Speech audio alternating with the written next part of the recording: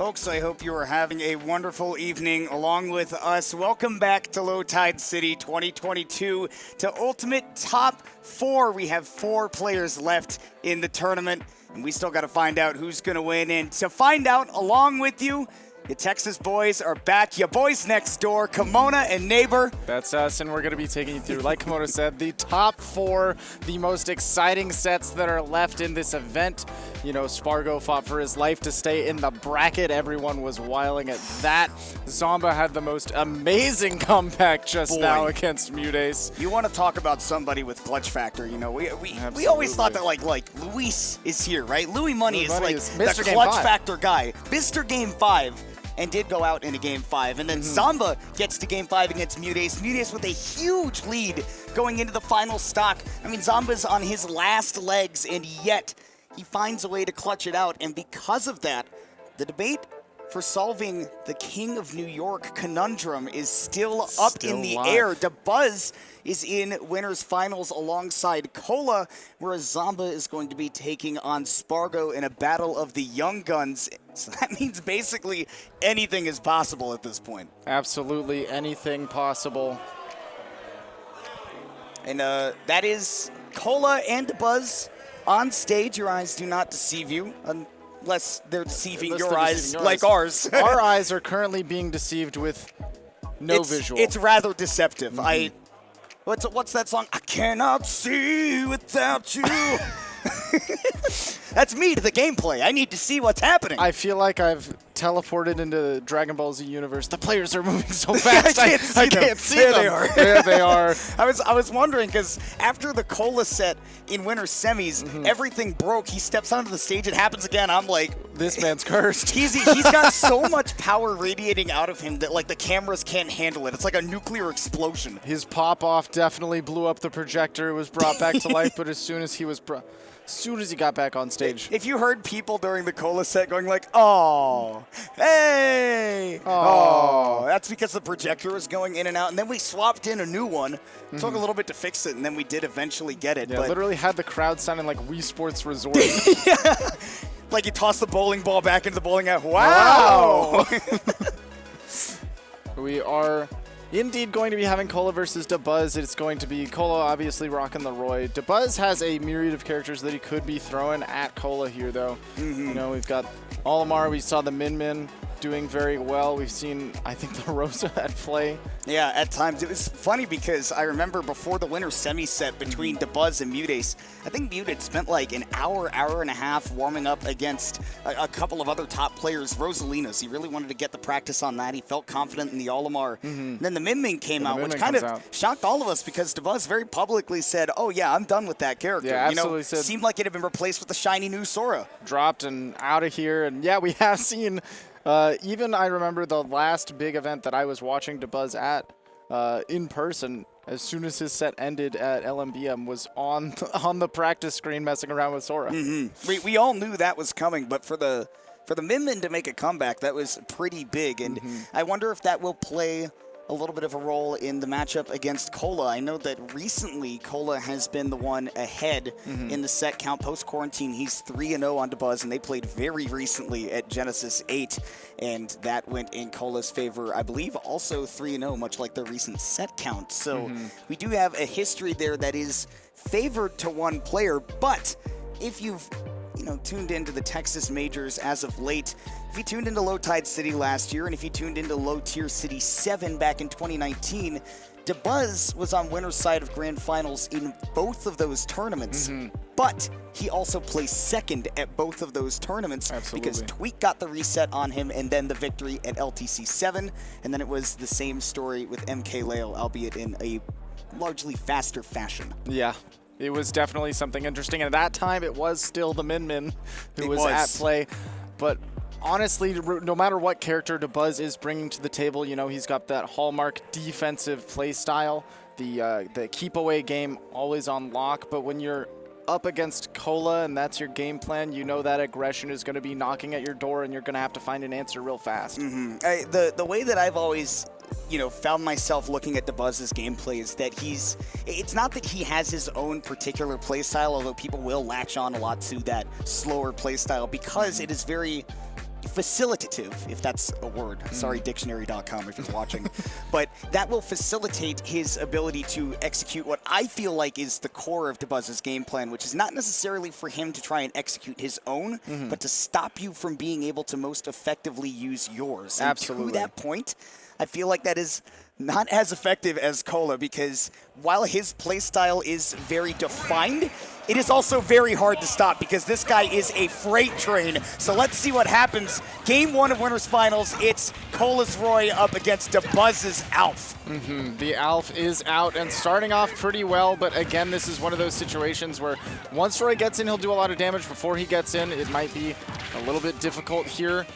Great use of that whistle to stay safe off stage. And Dabuzz, oh, the feed just went out for us, but hey, you already know what's going on, right? Dabuzz is trying to lock down Cola's movement. That is exactly what is going to happen every time that they are playing, because Cola is so based around his movement to try to force an option out of you that, you know, it's going to be his main game plan. But right now, as we come back, Dabuzz was racking up a huge lead and got that first stock no problem. Right, and with the way that Cola is so movement-based as a player, that'll give a lot of opportunity for these Pikmin to be at play, especially when we've got a purple on lock. It can catch all of your dashes. And right now, not wanting to commit to swinging the sword to get rid of that white Pikmin that's doing so much damage. The white is very, very strong if Dabuzz is able to keep a good mid-range presence, but it's the purple and the yellow that he's going to find the most success with, because again, that purple can lock down Cola's movement really well, and the yellow gives you that extra range on your normals and on the toss as well. Yeah, not only that, but extra shield stun when you get that up smash, make it a little bit more safe. Dabuzz just rocking it with the one purple Pikmin, which honestly, if you're not trying to play that zoning game, it's not that bad because you know you're going to be hitting with purple every time. Right, you've got the consistency, but here we go, that up air, not consistent in the hitbox of that blade, but at the sweet spot on the hilt is going to take that stock. And then Cola getting the damage on early a little bit there with, well, all the specials. It's the Blazer, it's the double-edged dance. When might we see the Flare Blade and the counter come out? You never know, but what we do know is that Cola's juggle game has been excellent against Dabuzz. He's done such a good job of baiting out those jumps and disadvantage, leaving Dabuzz without resources. Again, with a solo purple, is trying to rebuild the army. And great patience there from Cola, not running into that forward smash. Has Dabuzz at the ledge. How's he going to do it? And I think Dabuzz was just waiting to see if Cola would continue that short hop tempo, or if maybe after he does 2 or 3 of them, he's going to change it up, and that would give him an opportunity to get out of the corner. But if there's one thing I am afraid of against Cola, it is being in the corner against him, because his pressure is nuts. Pressure nuts. The ledge trapping's great, but Dabuzz finding his way out with that down air. Again, fighting for stage with the forward smash. Oh, what a great hold down from Cola. And also that made it more likely that he might kill that white Pikmin with all of those hits, right? But still, I was about to say yet to get a stock, but Cola cuts me off before I can get there. He does regain the lead. Though not at a healthy percent, it'll only take a blue Pikmin up throw to do it, and Dabuzz is certainly looking for it. Blue Pikmin still surviving after he tossed it far. Dabuzz at the ledge. With the mix, up smash with the blue is absolutely not going to do it. Cola stuck in this corner. He's got strong arms, but he skipped leg day. Or head day, I guess. I don't really know what part of the body the Pikmin hit you with. You know, sometimes it's a full body tackle, I think. Like up that. Smash, flinging the entire yellow Pikmin at Cola. The somersault game, on point. Yeah, they're gymnasts for sure. Get up attack is going to get through the aggression from Cola. Dabuzz holding center, big damage off this up smash. Oh, huge damage. That's the Olimar Classic. And again, like you mentioned, the yellow and the purple, when you're going for those up smashes, are just brutal. Does find up Yeta shield to punish that forward smash extension. Now we've got to grab, put him back in the air. You know he wants this juggle. Nice tossing the yellow Pikmin so that he has the purple available to him, not only to throw out as a hitbox, but to also toss that Pikmin in case Cola gives him the opportunity. That's something you're going to see Dabuzz do a lot, is very careful management of that Pikmin order that he's got on deck. No Pikmin in hand, and that means that Cola is free to not commit to that shield there, able to just position properly for that roll, get the forward tilt, and Cola takes that first game. And boy, did he look solid the whole way through. I think that he had very clear ideas of what his win conditions would be in any given point, right? And I think especially to that end, he really knew what his lose conditions were. Like, if he overextends against Dabuz, particularly on those juggles, now you're above an Olimar, and that's negative places I want to be. You could see multiple times he was playing just at the perfect range where he's kind of like max distance of like a yellow forward smash, and he would be able to block them pretty consistently. He's not moving in up too close because he knows if Olimar whiffs, or if Dabuz whiffs in particular, he can close that distance. Roy's a pretty quick character, but staying at that mid-range where the forward smash, you know, in maximum reach, he can still punish that outer shield with the Blazer, or he can just back up and take that space. That is the basic idea behind spacing. You want to play, of course, outside of your threat zone, because one of the core tenets of Smash is don't get hit. Anybody who's watched the Smash Brothers documentary knows that deeply well. But outside of that, right, you do have to position yourself close enough such that you're not letting your opponent take control of the match, and you also want to be able to come in and counter hit. And yeah, Roy's speed is definitely going to be a big help, and maybe Dabuz is reaching into the pockets for a little bit of a help. I haven't seen him bust out the Sora just yet, but it's time for a Swordy throwdown on Battlefield for Game 2. And we were talking about it before, how we have seen him go to the Sora in the past, but not recently that it's been this Sora. But already starting off hot, definitely staying fresh, getting some of the solid nuke combos. Buzz. I mean, look at the space that Cole is giving him off of the ledge, right? He's saying, look, I understand what Sora can do off the ledge, but I don't fear you on stage. So you want to get back up into the corner? I'm much more effective at fighting you when you're in the corner versus when you're off stage. I also have the immediate adaptation from Cola, seeing that as soon as one of the aerial hits hit the shield, not even worried about the multi-hit mix-up, just going for your Blazer out of shield because it's got that armor. Right back to center stage, and I think Cole is already showing us another core thing of this matchup that he is, you know, planning in his mind, which is Sora's horizontal speed isn't the greatest, and Roy's is pretty incredible. So as long as you give yourself enough time to react to anything laggy, you can get back in there. There's that Blazer on the ledge, like you talked about too. Not going to be going off stage much against Sora because that recovery, it just keeps going and going and going. Right now, Cola going to the corner, fighting his way out of it. What a clash! And that's going to be Jeb only the weak hit afterwards. Gets more, though. Again, Cola not overcommitting on these juggles. He knows that with those platforms in the way, especially with how floaty Dabuz is on the Sora, he's not going to have that many options to mix up the landing outside of the hitbox the Sora has.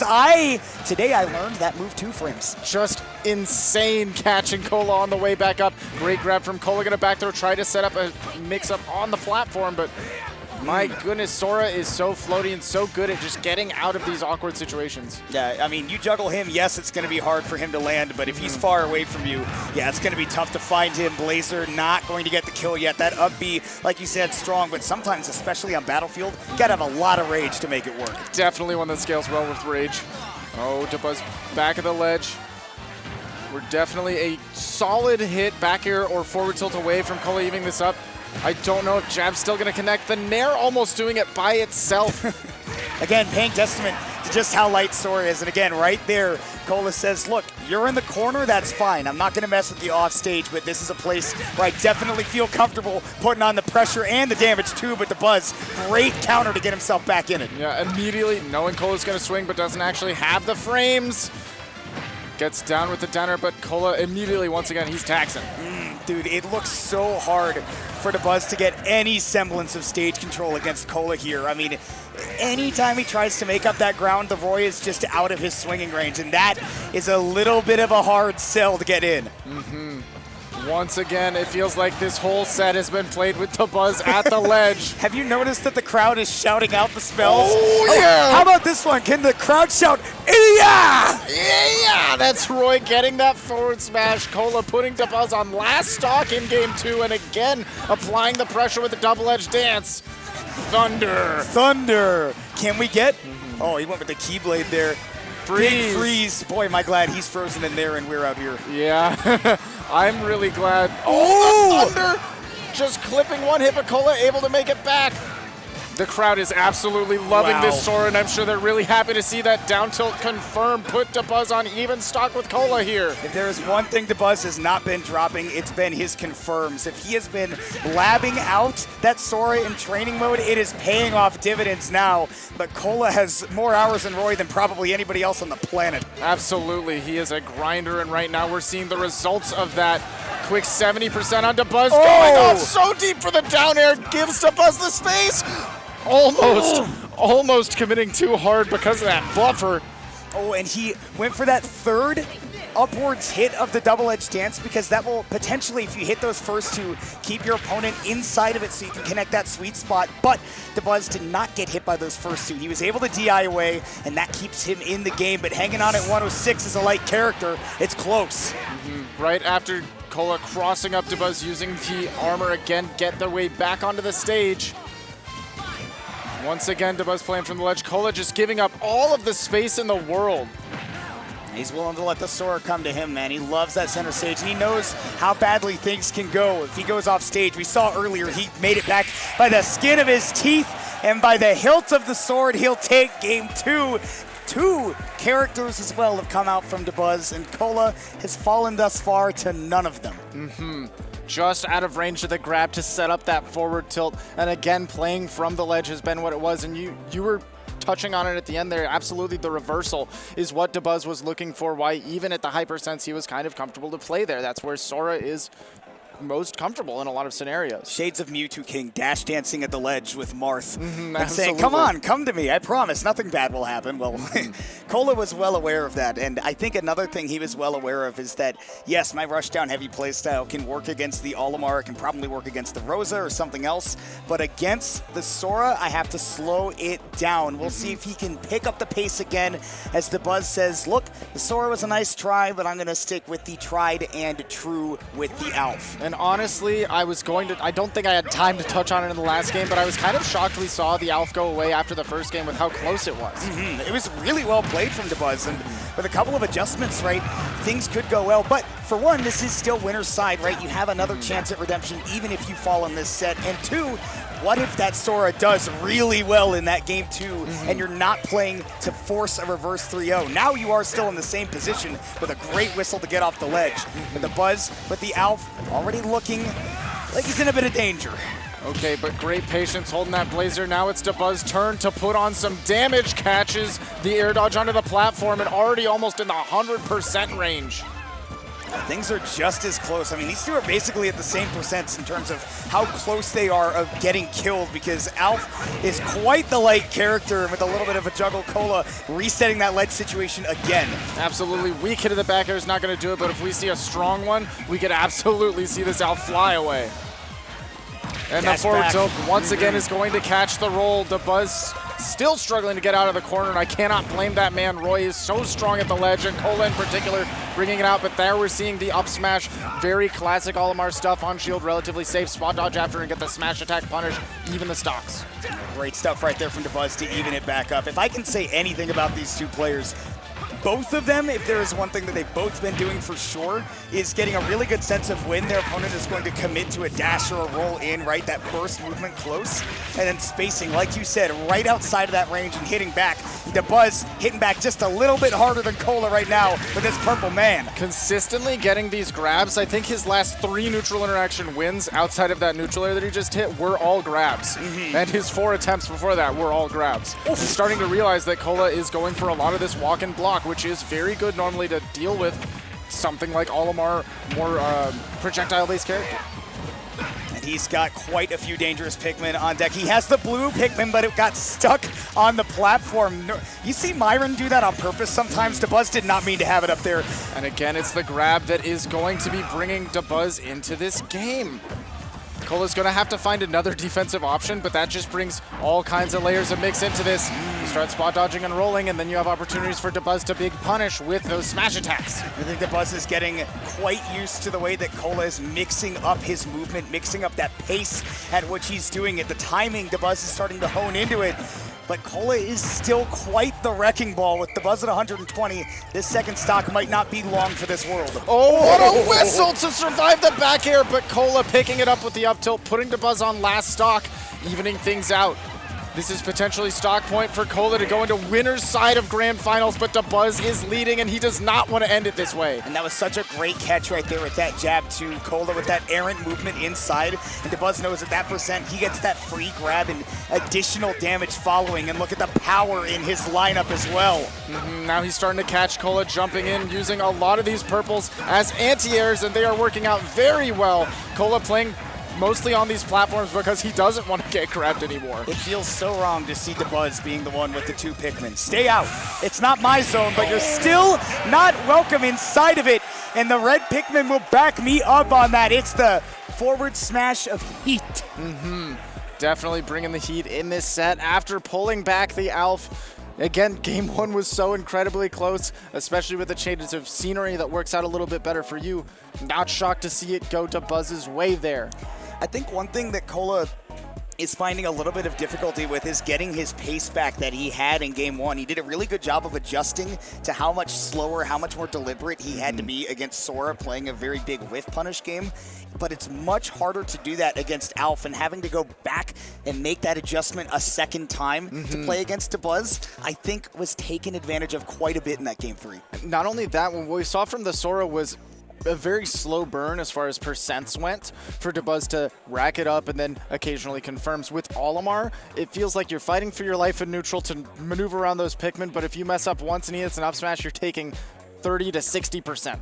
That's the margin of error you play at, at this level, and especially when you play, right, the way that Cola does. I think one thing that flies under the radar in this game is just how hard it is to play at a very high pace, the way that people like Cola and Light do, that when you can pull it off, yes, you become a force to be reckoned with, but that margin of error is so slim in this game. Not only that, but the stamina required to keep it going for such a long period of time. This is the kind of thing that Dabuz will benefit from in a longer set, and already starting off hot, aggressive from Dabuz, putting on a quick 66, just like I'm saying, off one up smash. The margin of error is tiny. I think the crowd is trying to fire and thunder with the Pikmin. And Lord, I know that they're trying their best, but Smasher's in rhythm. Any Melee players want to weigh in on that one? My God. Cola trying to fight his way back in, but again, wow. It's going to be the same way he lost that last game, not quite able to make it to the platform with the Blazer, and Dabuz with a big forward smash punish. Yeah, a couple of these uncharacteristic overcommitments from Cola, and Dabuz is definitely aware of just how hyper-focused he is. Whenever Cola goes into that shield, he goes, all right, I know I need to respect the Blazer, so I'm going to get right outside of that range. Dabuz at ledge going high. Great catch by Cola, keeping him locked in this corner, but keeping that purple close to the chest. Now he's caught, again, double purples and a red. Beautiful lineup for Dabuz. Cola, no fear, gets that grab, push him back straight to the ledge. What happened to the... Oh, he called it back. That was actually really smart by Dabuz. He recognized the purple was gone, and he called it back, and how clutch it was to bring it back, because it ended up getting him that stock with a big lead. And now double up smash again, 60% off of one mistake in neutral. Cola does finally fire back, gets the first stock in this game, but Dabuz is playing way too hot right now. Cola's got to turn it up to 11. His command of the big stage has just been something to marvel at. Every time Cola tries to make up space, Dabuz still has more behind him, and again, he's baiting out some uncharacteristically committal options from Cola. And I think the biggest thing that we're seeing that is giving Dabuz success here is he is actually matching Cola's pace. It's not playing a sit back, run away, and toss Pikmin game 100% of the time. It is a lot of staying up close with Cola.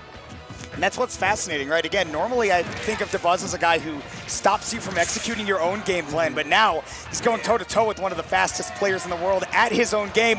Messes up the recovery. I think he didn't realize he still had 2 Pikmin, so he went under the stage, and now it's a last stock situation. Trying to stall out maybe that ledge trap from Cola, but unfortunately not able to make it back to the ledge, and now Cola starting to cook, but that whistle giving Dabuz the confidence to seal everything up.